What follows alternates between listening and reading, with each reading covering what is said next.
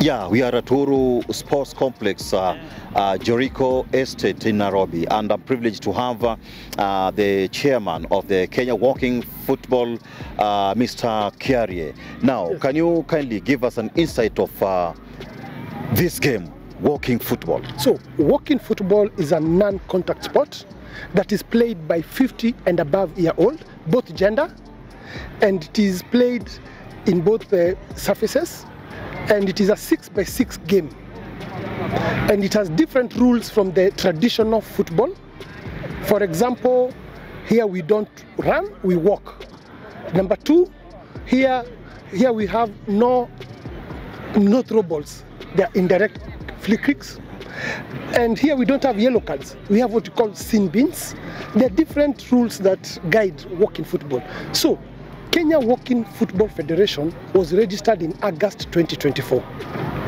And it has two levels. We have recreational walking football and we have competitive walking football. Recreational walking football, it is football for health, recuperating patients, people with health issues, people who want to get fit. It's a recreational. People in the community, you go to your churches, to your chamas, to organizations, that is recreational. Competitive football, whereas it retains the benefits of recreational, that is the wellness, it also has the competitive value. We have the leagues, competitions, championships, World Cup, etc. So Kenya Walking Football Federation was registered in August 2024. It was affiliated to the mother body. The global body is called FIFA, Federation of Walking Football Association. So Kenya is the 6th country to affiliate in Africa.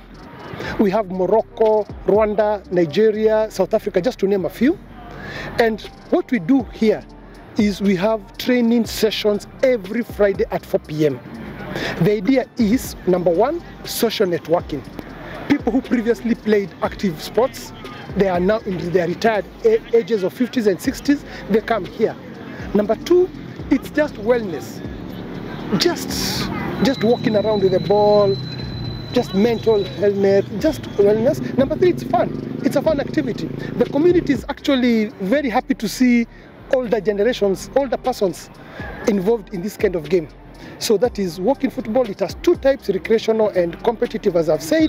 And currently we are working to have a tournament for walking football. It will be called Kenya Walking Football Cup. It will be on the 7th and 8th of June, 7th for women, 8th for men. It will be in 4 categories, plus 50, plus 60, both men and women.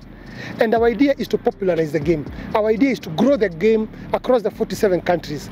Our idea is to use walking football as a tool of peace and cohesion. And just engage the older persons using a platform of sports. We appreciate that sports cuts across age. Sports cuts across gender. Sports also cuts across social status. Hapa, we don't have hawker, we don't have CEO, we don't have former legend, here we just have older persons playing a game of walking football. So how many players are supposed to be on the pitch? We have a 5x5, but professionally and competitive, it is 6x6. We have also what we call mixed zones. Because it is a non-contact sport, it has less injury prone, so we have cross-gender. We have a mixed walking football as well. So it's a 6x6 sport. Now, the way forward, you've talked about the international tournaments. Yes. When are you going to fly out of the country? So next week we are going to Morocco, hopefully. We have been invited by Morocco Walking Football Association. They are holding a tournament there in the preparation for the World Cup. The World Cup will be in October, this year in Spain. So Morocco, being a big player in sports in Africa, wants to also have walking football as one of their pillars, as one of their big sports in Africa. And Kenya is important to them. So for us, we have been invited to Morocco. In February, we are going to Rwanda. We are having East Africa walking football in Rwanda on the 21st to the 23rd of February. In April, we are having the women walking football in Morocco. All this is in preparation for the World Cup that will be coming in the month of October in Spain. Now, what about the recruitment across the country now? Because we are in Nairobi at the moment. What about making it all the way to other 47 counties? So, as we speak, we have started the initiative in Mombasa. We have 2 teams already in Mombasa County, in Kaloleni constituency, and our idea is to organically grow, is to grow slowly, because one of the key areas we are looking for is capacity building. Capacity in terms of coaching and referee. Because even as you grow, you also need to grow the technical end so that it is standard, it is benchmark against the global standards of footballing. Yeah. Now, the federation itself, yes. Maybe have you contacted the relevant authorities in terms of the government, Minister of Sports, and also maybe the well-wishers? Yes, we are working very closely with the government. We are working very closely with the sports fund, and most importantly, we also trying to engage the corporates so that we can grow. Remember, you cannot grow without the corporate. Yeah. So for us, yeah, very, very important. Yes. Now, in terms of recruitments, is there anything to do with the? Yes. So currently, as we speak, we are working on the registration and affiliation. Remember, we get teams, they affiliate to the federation, then they pay their annual registration, then now we talk about the tournament participation fee. All those are on our email address. If you contact us, they'll be our social media pages, Facebook page, Kenya Walking Football, and our email address is kenyawalkingfootball@gmail.com. So we will be giving out the call for interest starting February 1st. Our idea is to get people interested, get people register. And meanwhile, we're also having a marketing drive. We're having an awareness campaign.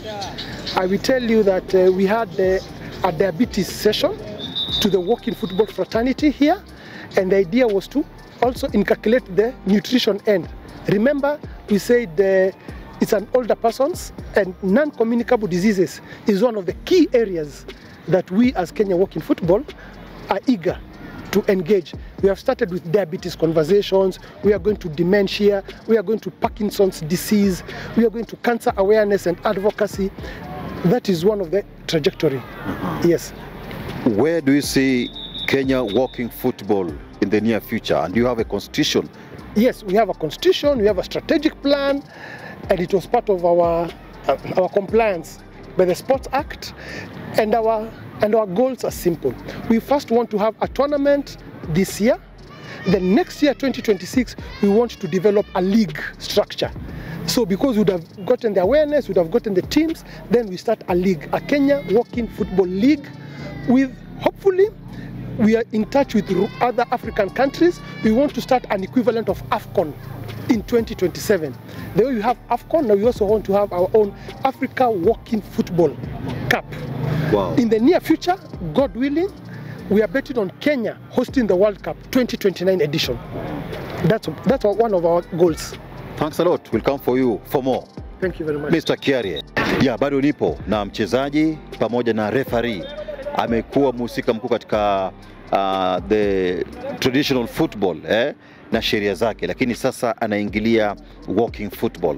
Labda pengine utueleze bayana jina lako na kwa nini walking football?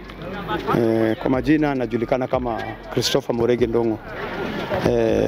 Baada ya kustaafu kucheza mpira na kuwa referee, sasa niliamua nije nicheze mpira wa kutembea walking football, sababu sasa pia kwa umri nimeenda, niko na miaka 58. Sasa sina pressure, sasa ni kucheza na kujienjoy na keep fit. So what is the difference between the two? Kuna utofauti, manake sasa ile niliyocheza miaka mingi zilizopita na hii walking football ni tofauti, manake hii haina pressure, haina kelele. Hii ni kama ya kujibamba ama kujifurahisha na keep fit. So unencourage aje sasa other wazee katika mchezo wenyewe? Mimi naweza kuwahimiza wazee wenzangu wale wamefikia hiyo umri ya miaka kama yangu ama zaidi, waje tujiunge pamoja, tuje tucheze mpira ya wazee, manake ni mzuri. Ukirudi nyumbani mwili umefunguka, uko fit, unaweza kula vizuri, unaweza lala vizuri, na unaweza hata fanya kazi yako kama kawaida tu. Nimeona mseto ni wanawake na wanaume wote kwa pamoja. Wote ni kwa jumla, tuko wanaume na wanawake. Wanawake wengine pia wamekuwa kwa netball, wengine wamekuwa kwa volleyball, na wengine ni ex-international. Kwa hivyo sasa tukiwa pamoja tunaenjoy, hakuna kelele, hakuna ugomvi, hakuna chuki, hakuna makasirikiano. Asante sana. That's one of our goals. Thanks a lot. We'll come for you for more. Thank you very much. Mr. Kiarie, the Kenya Walking Football Federation chairman, giving us an insight of what it entails. This is Habari 254. Consider subscribing. I'm Michael Kwerem-Hosia from Uhuru Sports Grounds here in Jericho, Nairobi.